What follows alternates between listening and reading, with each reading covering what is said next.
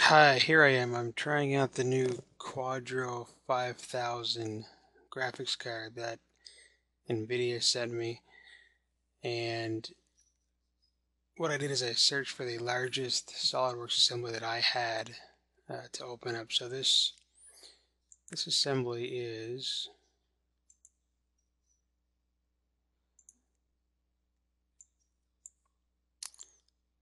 it's 6,782 total components, and some of those are suppressed. So I guess the resolved components is 6,638. So this is definitely the largest assembly that I would have have been working on. I mean, typically the stuff that I work on is, I'd say, 100 parts or less, maybe 200 parts or less in an assembly. The complexity of the parts varies, depending on what I'm working on. But I actually have this assembly because I needed to create a rendering of it,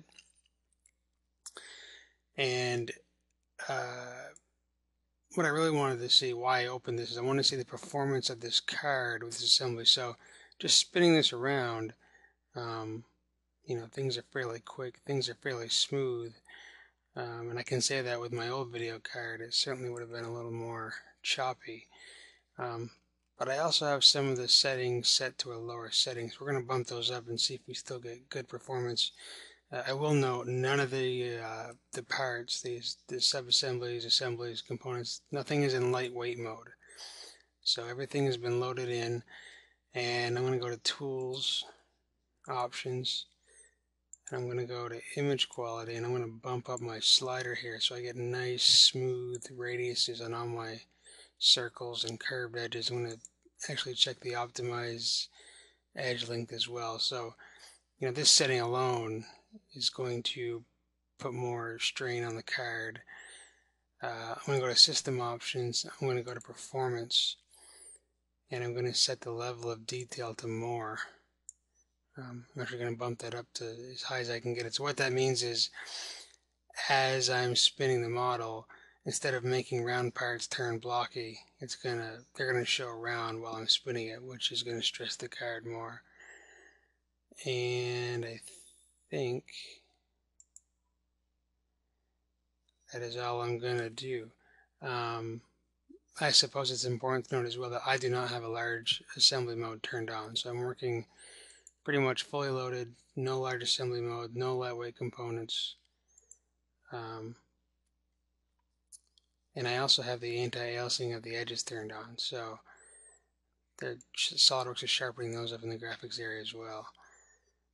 So if I zoom in, I guess we gotta wait a second for that to take effect.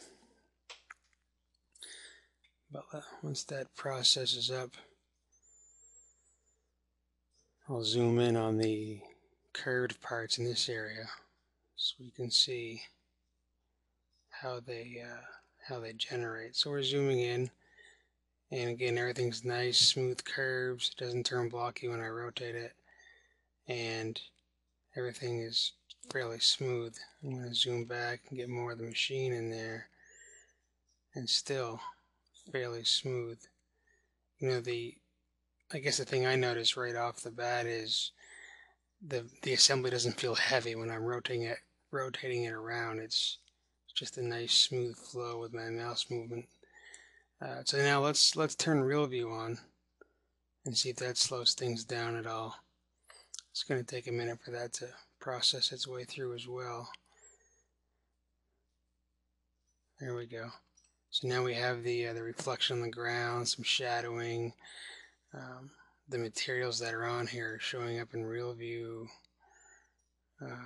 Obviously none of the materials are really that realistic. It looks like it's mostly just some colors. But that's fine. It's still, getting the reflections, some self-shadowing. So it's still taxing the card even more. So even with real view on, even with our settings bumped up very, very high, you can see that this card is still performing very well on this almost 100 piece assembly. Let's run a section view through there and see how that does.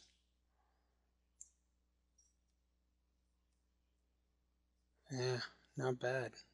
Not bad at all. Spin that around.